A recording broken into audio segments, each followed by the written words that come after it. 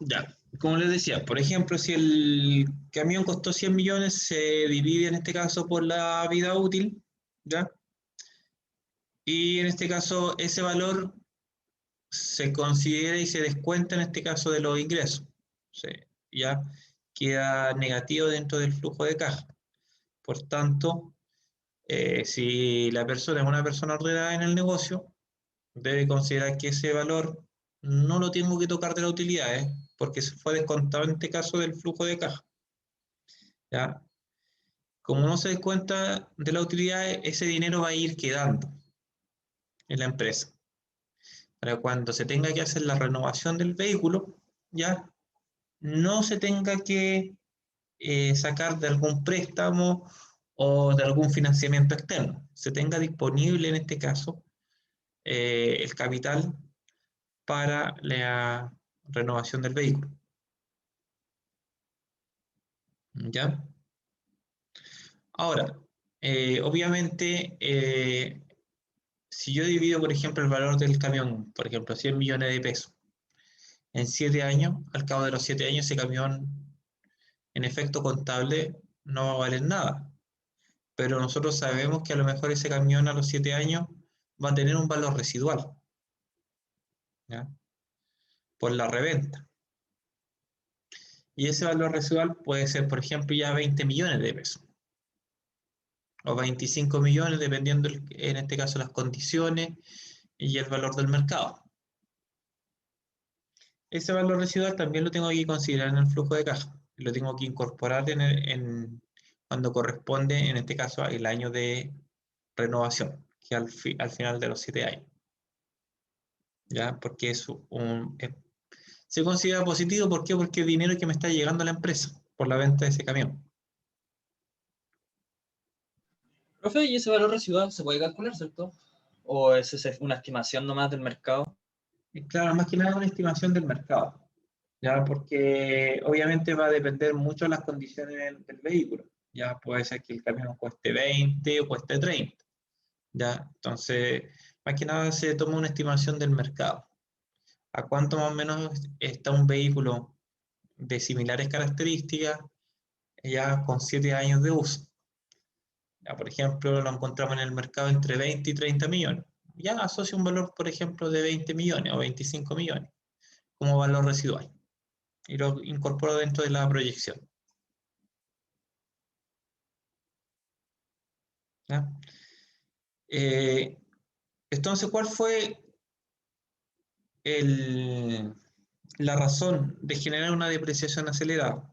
Yo creo que ya se dieron cuenta cuál es la razón. Ya analizaron este caso al respecto. ¿Por qué creen que se generó la depreciación acelerada?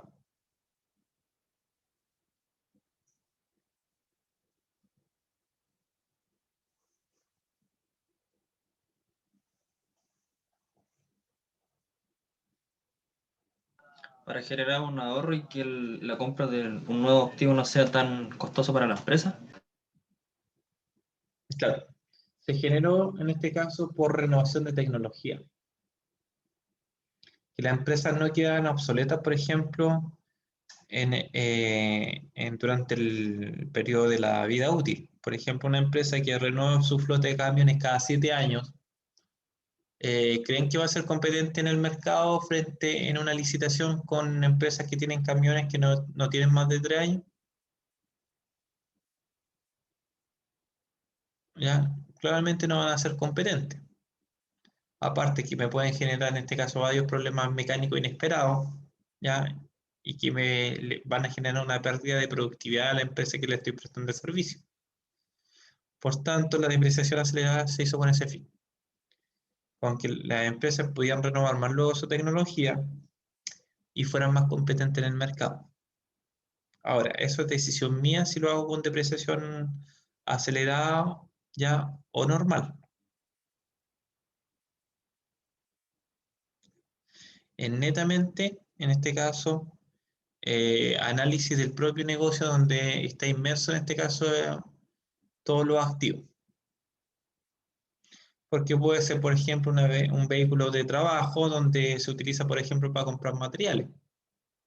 y claramente a lo mejor, aparte de sacarle el kilometraje, no se le va a sacar más daño físico, ¿ya?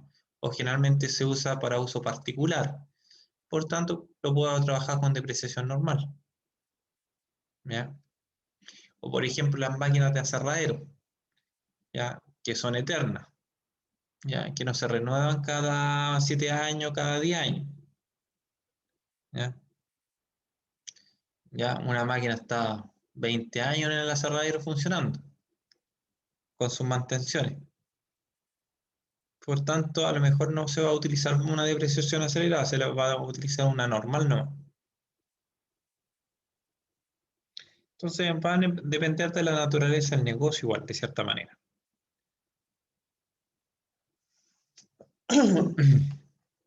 Por ejemplo, ahí dice moto en general,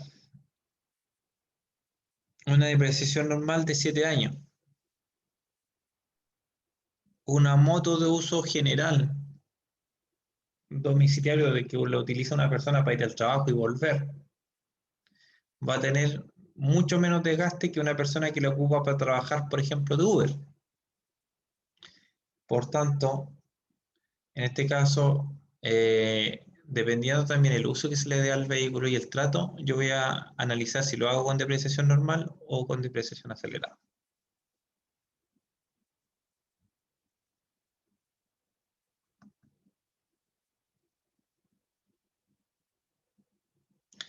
¿Ya? Ahí es lo que le estaba comentando en este caso de los dos tipos de depreciación, lineal o normal y la depreciación acelerada. Exactamente lo mismo que le estaba comentando.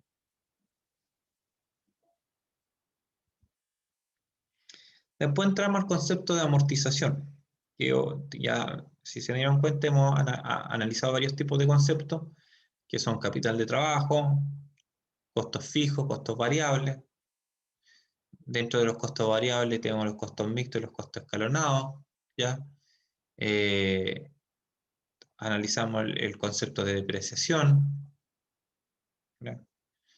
Ahora vamos a analizar el de amortización. Amortización y depreciación son conceptos, en este caso, sinónimos. Significan lo mismo, pero se utiliza el concepto, el nombre de amortización, ¿ya? Para créditos, ¿ya? Para términos, en este caso más que nada, contables. Entonces, la amortización no es nada más que la depreciación del dinero en el tiempo, ¿ya? Entonces, en efecto contable, la amortización es lo mismo que la depreciación, ¿ya? La amortización en un crédito, ¿qué es lo que es? Es el pago efectivo del dinero prestado, sin contemplar los intereses,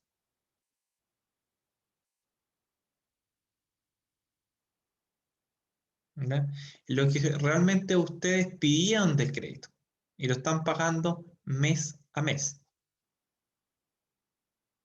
Eso es lo que vimos en las clases pasadas, ¿cierto, profe? En un Excel, donde se hizo un ejercicio del crédito, la tasa de interés. Exacto, lo que les mostré en una clase anterior, que habíamos trabajado la amortización ya, y los intereses. Entonces la amortización es lo que yo realmente pago en este caso del crédito. Si yo pido 10 millones, ya la amortización todos los meses, al cabo de todo, por ejemplo, si lo pedí por 3 años, esos 10 millones, ya, si yo lo divido en los 3 años, ya, obviamente me va a dar el mismo, el monto mensual, ¿cierto? Los 36 meses. Ya, la amortización es ese monto, es lo que yo realmente voy a pagar, ¿ya? De los 10 millones pedidos prestados. Entonces, si yo sumo en este caso las amortizaciones de todos los meses, durante los 36 meses, me debería dar exactamente los 10 millones.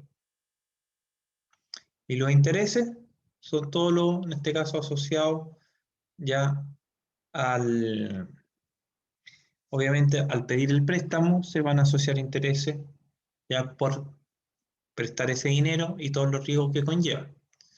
Por tanto, voy a asociar esa tasa de interés.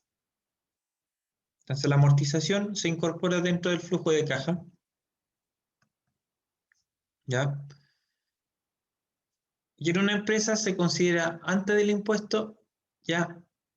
Y después del impuesto.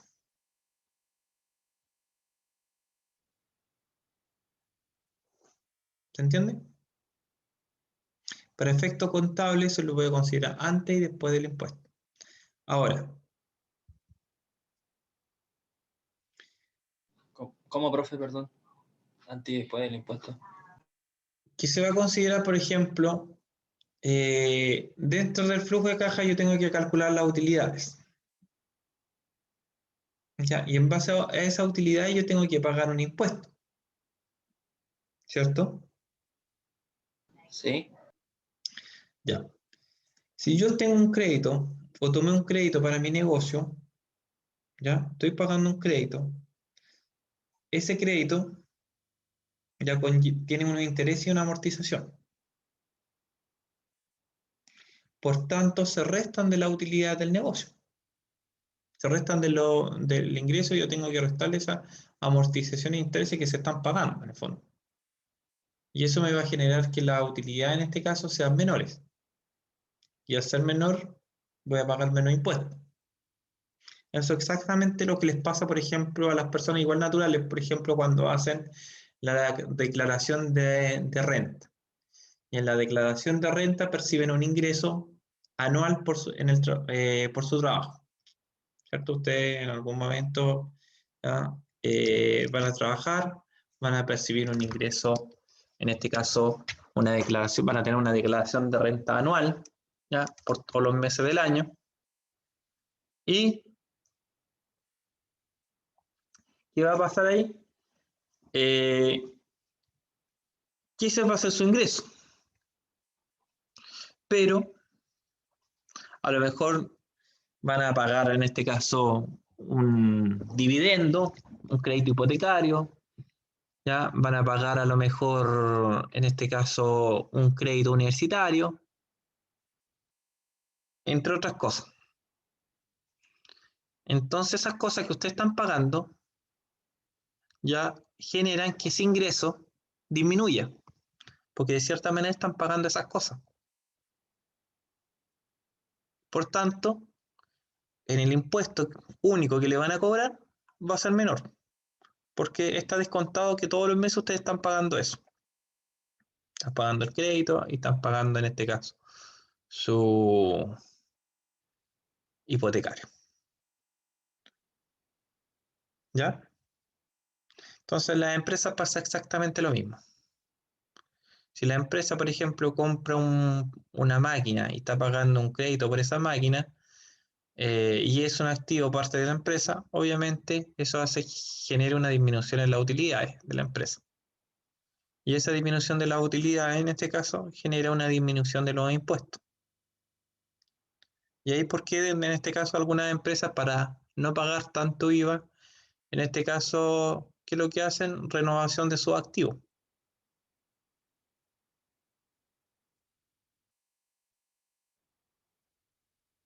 ¿Ya? Porque de cierta manera disminuye en este caso el impuesto que tengo que pagar.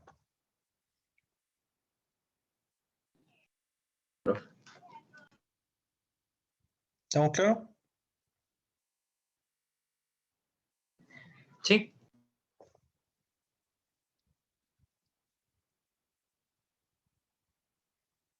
Valor residual. El valor residual, en este caso, es lo que le había comentado anteriormente cuando le expliqué el concepto de la depreciación. Un activo, al perder toda su vida útil, al, ¿ya? Al depreciarse por completo, va a generar en este caso, para efecto contable, un valor cero o uno de un peso.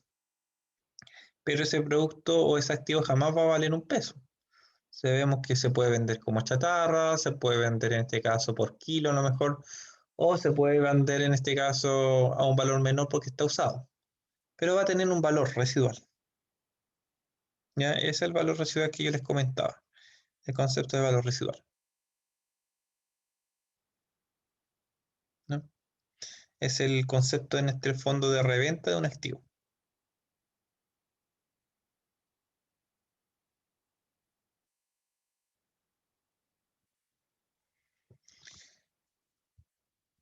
Los edificios, ahí dice que, por ejemplo, mantienen un alto valor residual, mientras que las maquinarias poseen un muy bajo valor residual. ¿Por qué? Porque en este caso las máquinas con el tiempo van disminuyendo su valor, porque ustedes se dan cuenta en los vehículos, por ejemplo. A medida que pasan los años, el vehículo cada vez va valiendo menos. ¿Ya? En cambio, un bien raíz no vale menos, vale más. ¿Por qué? Porque el bien raíz es un recurso de cierta manera agotable. Cada vez va quedando menos espacio en este caso para poder en este caso construir. Por tanto, la plusvalía empieza a aumentar. ¿Ya? Hay muchos sectores que tienen mayor plusvalía que otros, por lo mismo, porque el espacio se agota más rápidamente o la ubicación en este caso privilegiada es para una cierta cantidad de casa o edificio y después de eso ya no hay más espacio en ese lugar. Por tanto, empieza a crecer la plusvalía y crece el valor, en este caso, del activo. Pero a los vehículos no les pasa eso. Si un vehículo ya no funciona más, va a salir otro vehículo. Y así sucesivamente. No se van a agotar.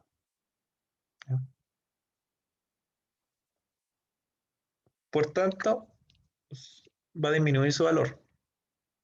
Y ahí nos podemos dar cuenta por qué en este caso las marcas de lujo de vehículos se deprecian más luego su valor residual.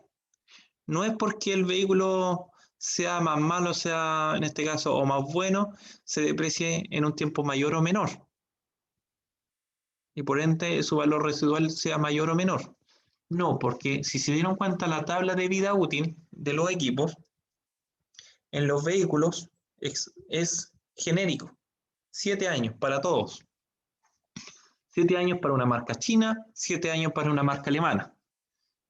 ¿Ya? Por tanto, si yo divido el valor del vehículo en los años de depreciación, ya un vehículo, entre más caro sea el vehículo, más se va a depreciar por año. Por eso es que, por ejemplo, las marcas de lujo, por ejemplo, un vehículo puede costar sobre 20 millones, al cabo de 3 años vale la mitad. Se depreció como 10 millones de pesos. ¿Ya? Y pueden comprarse el vehículo con 3 años de uso a la mitad. ¿Ya? En cambio, un vehículo de otra marca que no le cuesta más de 7 millones de pesos, en los 3 años se va a depreciar a lo mejor 2 o 3 millones. En cambio, el otro se depreció 10. ¿Ya? Entonces, si ya, la ventaja es comprarse puros vehículos usados, de lujo. Hay otro contra, que entre más caro el vehículo, más caro el repuesto. Y no va a ser el repuesto de un vehículo de lujo, no va a ser, por ejemplo, el mismo valor que un repuesto, en este caso, un vehículo genérico. Me va a costar a lo mejor 20 veces más caro si se me echa a perder. ¿Ya? Y eso igual impacta en la depreciación del vehículo. Por eso que la depreciación no mide marca ni modelo. Para los autos son 7 años, para los camiones son 7 años, independiente si el camión vale 50 o vale 100. ¿Ya? No hace diferencia la depreciación.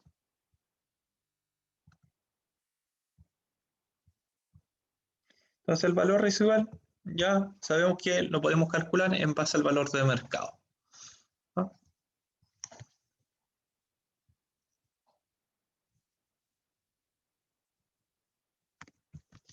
Y acá estamos llegando, en este caso, al valor actual neto, que es el VAN, y consiste en llevar todos los flujos de un proyecto al valor actual. Entonces, ¿qué es lo que hacemos de cierta manera con el VAN? Es lo siguiente.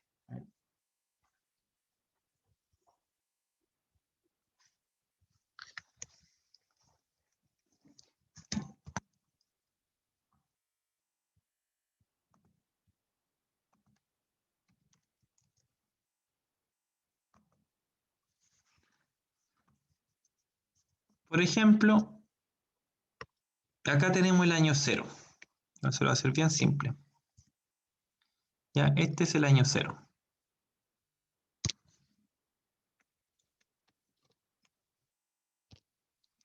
Y esto van a ser las proyecciones. El año 1, 2, 3, 4, 5. ¿Ya? El año cero, por ejemplo, para ustedes, el 2021. ¿Ya? Y en todas las proyecciones nosotros vamos a tener en este caso un valor.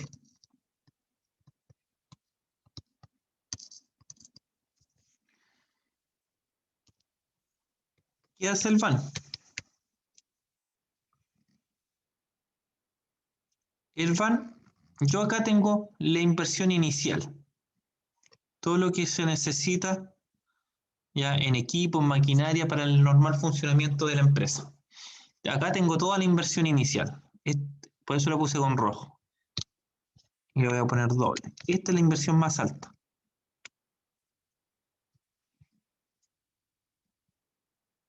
El valor actual neto, si lo pongo acá, vamos a ir para que vean el concepto teórico, dice, significa el valor actual neto de un proyecto y simplemente consiste en llevar todos los flujos de un proyecto al valor actual.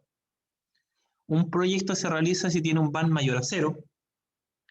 ¿Ya? Si el VAN es menor a cero, el proyecto se rechaza. De todas formas, el VAN del proyecto se tiene que comparar con otros proyectos similares y siempre realizaremos el que tenga mayor VAN. Si se los coloco de esa forma, a lo mejor como concepto, ya no sé si lo entendieron. Entonces, lo que les quiero mostrar es cómo se aplica el VAN. Todos estos flujos, que son los proyectados, tienen un valor, ¿cierto? ¿Qué es lo que hace el VAN?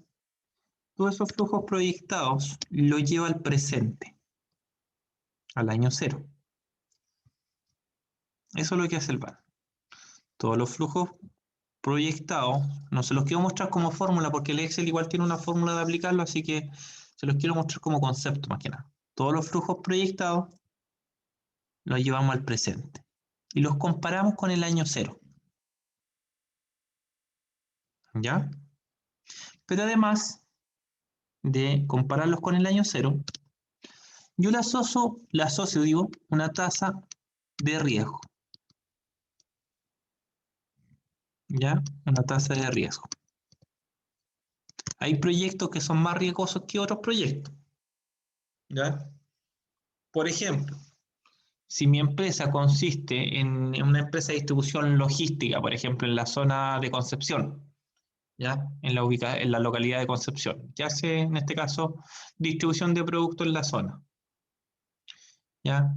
O hace, por ejemplo, distribución de tableros desde la CMPC, en este caso, a Sodimac, Easy, etc. Voy a tener una tasa de riesgo asociada, ¿ya? Es en mi empresa de transporte. Pero si a la vez mi empresa de transporte, ¿ya? Tiene camiones trabajando, por ejemplo, en la comuna de Conturmo, en la provincia, en este caso, en Cañete, ¿ya? Donde hay conflicto, y ustedes saben todos los problemas que existen en esa zona, ¿ya?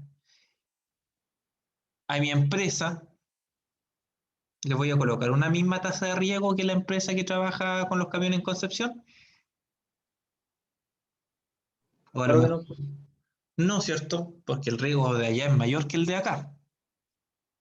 ¿Ya? Acá lo que se me puede producir un accidente vehicular por el alto tráfico, pero allá tengo una tasa de riesgo mucho mayor. ¿Ya? Que me quemen el camión, que le disparen, que me lo roben. Por tanto, mi proyecto va a tener una tasa de riesgo dependiendo, en este caso, ya el tipo de proyecto. Hay proyectos que tienen una baja tasa de riesgo, porque son proyectos, en este caso, rentables y son proyectos estables. ¿Ya? Por ejemplo, en este caso, los concesionarios. ¿Ya? Un proyecto de un concesionario de una carretera, un proyecto rentable, estable. ¿Ya? Entonces, dependiendo de la naturaleza del proyecto, voy a asociar una tasa de riesgo. Estas tasas de riesgo igual están estipuladas de acuerdo al tipo de proyecto. ¿Ya?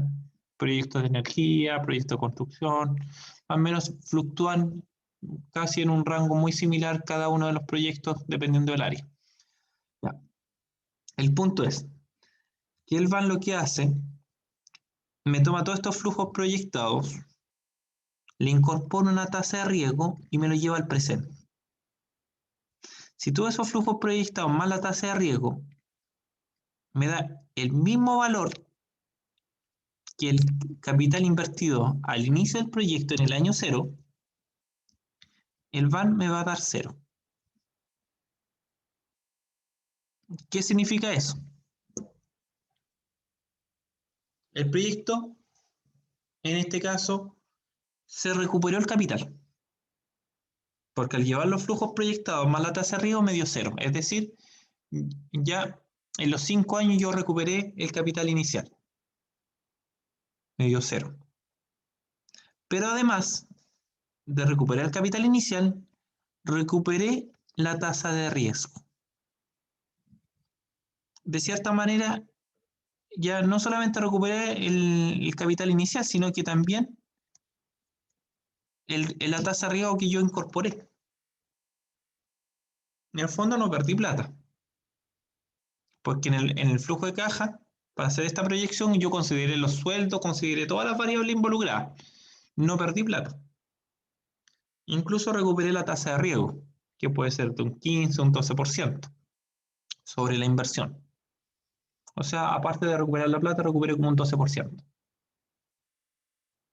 El VAN es cero. ¿Ya?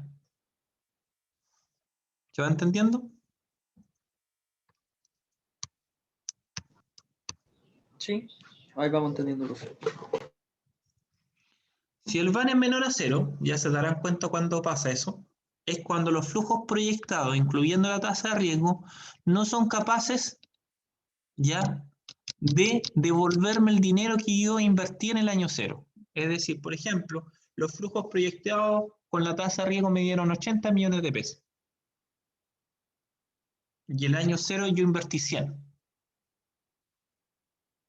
Es decir, recuperé cierto dinero del capital inicial, pero no todo. Perdí plata. El proyecto no es rentable porque el VAN es negativo. ¿Ya? Ahí sí que estamos con problemas. Porque significa que yo invertí 100 y en los 5 años gané 80. Perdí plata. Por donde lo miren, perdí plata.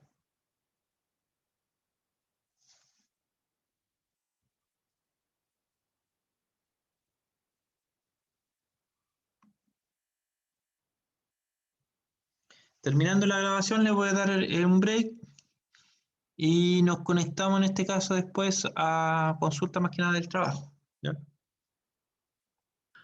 Profe, ¿Sí?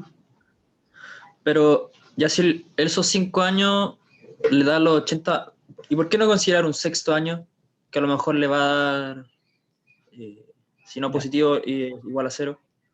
Ya, ahí está el ¿Por qué punto. tiene que ser 5 años? Ahí está el punto. Que los años de proyección ya se basan en lo que yo quiero que el proyecto, en este caso, se devuelva en mi inversión inicial. Yo, por ejemplo, el proyecto, yo lo estimé a 5 años porque a los 5 años yo quiero que esa inversión se me recupere. Hay proyectos que la inversión se recupera a los 30 años. ¿ya? Proyectos mineros, la inversión de los proyectos mineros ya se recupera en los 40 años, 30 años. No significa que durante los años no me dé rentabilidad, ya, pero la inversión inicial que yo aporté, ya no la voy a recuperar tan prontamente, 30, 40 años. Es decir, pero profe, una persona esperará 30, 40 años para recuperar su inversión. A lo mejor una persona normal no, pero tomen en cuenta que esos proyectos que están proyectados a 30, 40 años, eh, generalmente se componen de familias adineradas, el cual aseguran la inversión, en este caso, o el capital que tiene la familia por años, por generaciones. A lo mejor ellos no van a ver la inversión, ¿ya? O la utilidad del negocio, pero sus hijos la van a ver con creces. Y así los hijos de sus hijos. Y así como las grandes familias, en este caso, hoy en día ya poseen miles de millones de dólares, ¿ya? Porque viene a través de generaciones. Pero una persona estará dispuesta a esperar a lo mejor 30 años, no. La persona está dispuesta a esperar 5 años, a lo mejor 10 años máximo para recuperar la inversión inicial. Pero eso obviamente va a depender en este caso de la persona. Ya, yo digo, ya chuta, estoy dispuesto a invertir, pero en recuperar la inversión que no más allá de 5 años, porque para eso mejor no invierto. O Profe, la voy a... ¿Sí? perdón, pero el, en ese hablar de recuperar la inversión, no se quiere decir de que en cada año transcurrido no hayan utilidades para la empresa. No, no quiero decir eso. Por ejemplo, en el primer año puede ser negativo. Generalmente el primer año es negativo, ¿ya? O en el segundo. Pero acá me va a dar positivo. Me va a generar utilidades, ¿ya? Pero esas utilidades que se me van generando no son capaces de devolver el capital que yo invertí al inicio,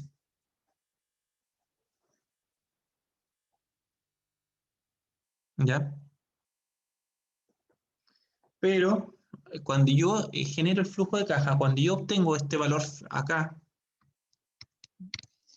el flujo de caja en el fondo se llama, este ítem, yo ahí asocio que yo les pagué a mis trabajadores, yo asocié un propio pago mensual por mi trabajo, por ejemplo, ¿ya? Ahí, por ejemplo, yo invertí en este caso en un proyecto X y dentro del flujo de caja yo me generé mi propio ingreso,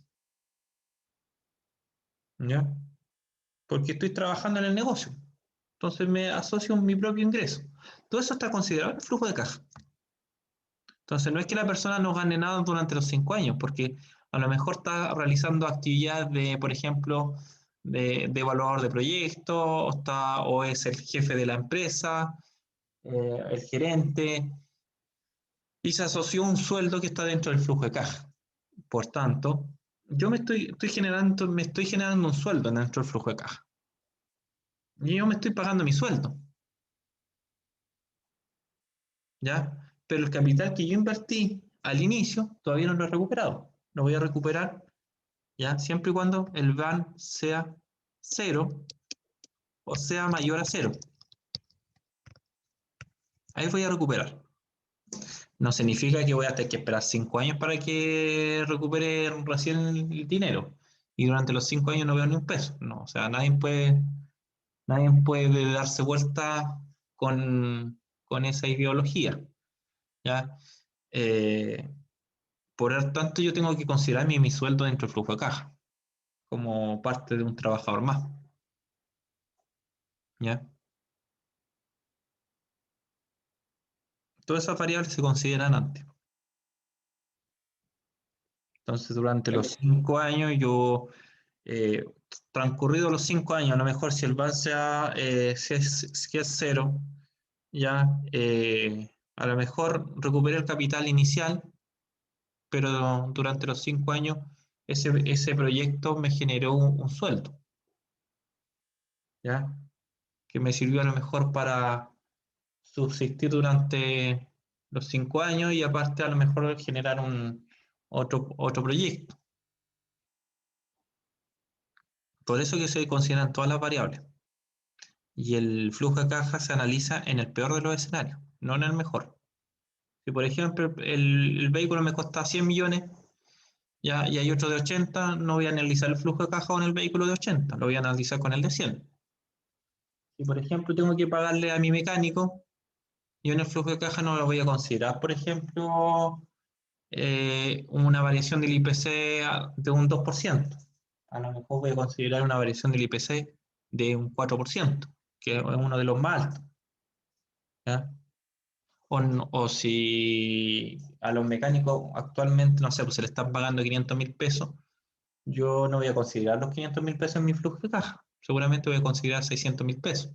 Siempre considero, en este caso, bajo el peor de los escenarios, para asegurarme que el proyecto ya me da rentable. ¿Ya? Se me quemó un equipo, una máquina que tengo que reemplazar que no estaba considerada dentro del flujo de caja. Ya, cambiémosla. Total, consideramos un valor mayor. ¿Ya?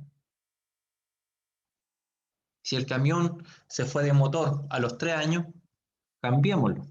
Total, se generó una depreciación acelerada de 3 años.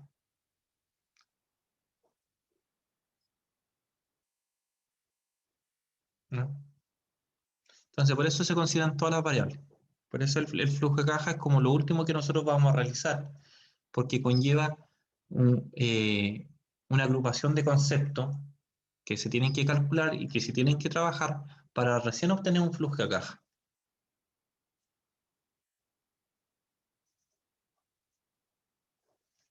¿Ya? Ya, profe. Después nos viene el TIR y el payback. ¿Ya? No sé si alcanza a explicar el TIR, es la tasa interna de retorno. Me arroja un porcentaje. Si el VAN es mayor a 0, me arroja el porcentaje. ¿Qué porcentaje corresponde a ese valor? Por ejemplo, si el VAN es 0, ya no me va a arrojar a lo mejor un porcentaje alto, me va a arrojar el porcentaje 0. ¿Ya? Si el VAN es menor a 0, el VAN es negativo, el TIR me va a aparecer como un error. ¿Ya? Y no es porque esté malo, sino porque el TIR hace que el VAN sea 0. Por tanto, si el VAN es menor a 0, me va a arrojar un error. ¿Ya? El TIR me va a arrojar un porcentaje siempre y cuando sea mayor a 0.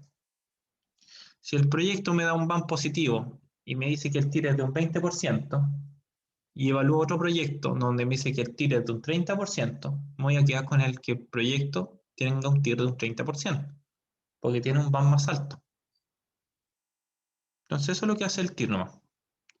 Y el payback es el retorno de la inversión. Me dice en cuánto tiempo se va a retornar la inversión de mi proyecto. El payback se calcula, ¿ya? Y es el retorno de la inversión. Me dice ya, en 3 años ya se retorna la inversión. Eso es lo que arroja el payback. No hay nada más que eso. ¿En cuántos años se retorna la inversión? Ya, estimados, 15 minutos de break. Ya se va a cortar la grabación a las 10. Volvemos a las 10:15. Y los últimos 15 minutos, más que nada, alguna consulta o dudas del proyecto.